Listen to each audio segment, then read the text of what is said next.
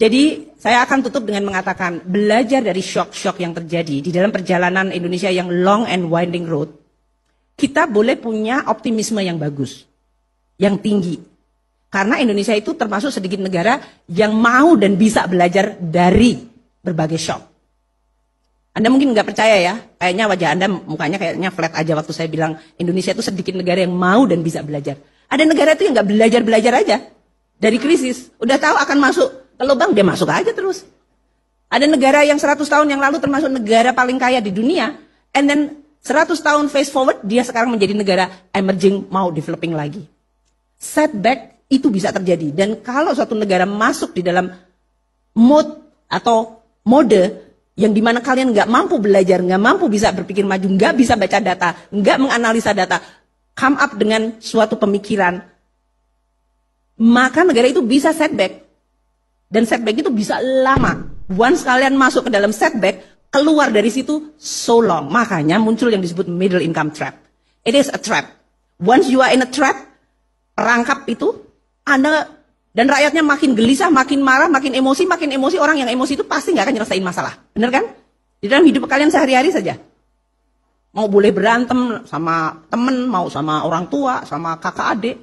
Once you get emotional, meledak aja, and that's it. Biasanya itu rusak aja kalau emotional. Makanya saya mengatakan, kalau forum ini mendikte dengan mengatakan data, this is a good start, a good habit. Negara yang mau baca data, itu biasanya rasionalitasnya menjadi terlatih. Emosinya menjadi lebih bisa dikelola. Orang yang nggak bisa baca data, mudah sekali diprovokasi. Kasih sedikit, dikilik-kilik, emosi. Mengilik emosi itu gampang banget.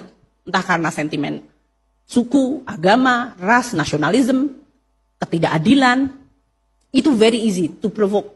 Dan once Anda masuk di dalam perangkap emosi, ya sama seperti kehidupan sehari-hari. Kalau Anda tiap hari emosi terus, orang juga ngelihat kalian udah ogah gitu. Ini manusia kayaknya labil banget sih. Gitu. Nggak reliable, aku nggak bisa diajak ngomong, kayaknya nggak bisa. Kan kayak gitu. Kalau satu orang aja udah bikin sakit perut, apalagi seluruh negara dibikin emosi. Jadi saya akan mengatakan menjelang nih mau pemilu, Anda boleh berbeda pilihan siapa saja yang Anda pilih. That's really your hak sebagai warga negara. Tapi gunakan secara rasional. Baca data, baca statement, lihat dan pilih pas mana Indonesia mau ke depan. Karena kita belajar cukup banyak dan sudah cukup panjang perjalanan kita untuk we can make decision what is actually a good way to go and which is the wrong way to go. It is long, winding, tapi kita bisa mengatakan saya tahu ini akan winding, beloknya ke sana dan di belokan itu pasti akan terjadi ini. And then you prepare it. Kalau orang Jawa ada Ronggo Warsito dulu mengatakan ojo gumunan, ojo kagetan.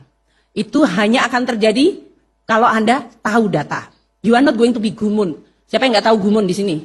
Gumun is actually amazed. Tiap kali kaget-kaget. Oh, kenapa ya Indonesia begini ya? Kenapa dunia begini ya? Tiap kali ada kejadian, tiap hari kita cuman mukanya itu kaget-kaget dan gumun-gumun. Nah, Anda semuanya sebagai generasi milenial yang very very knowledgeable, tech savvy, connected, based on data, jangan jadi generasi yang mudah sekali untuk kagetan dan terbengong-bengong. Jadi generasi yang you know where to go, you design your own path, dan make sure bahwa Indonesia menuju ke tujuan yang kita semua sudah sepakati.